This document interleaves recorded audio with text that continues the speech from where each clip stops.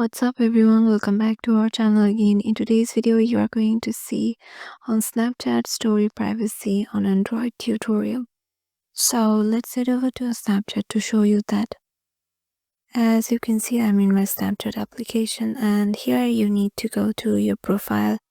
So for that, head over to Bitmoji by tap on the top left, and in here scroll down, and in the stories section you'll see two types of option. The first one is add to my story.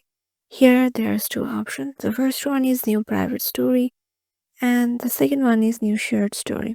So if you want some people to engage in your story, then you can just use new shared story. But if you just want some or few people to see your story, so just create a new private story. Or if you want to post your story publicly, just tap on add to my story public. So I'm just tapping on new private story, and here I'm selecting the people I want to see my privacy story.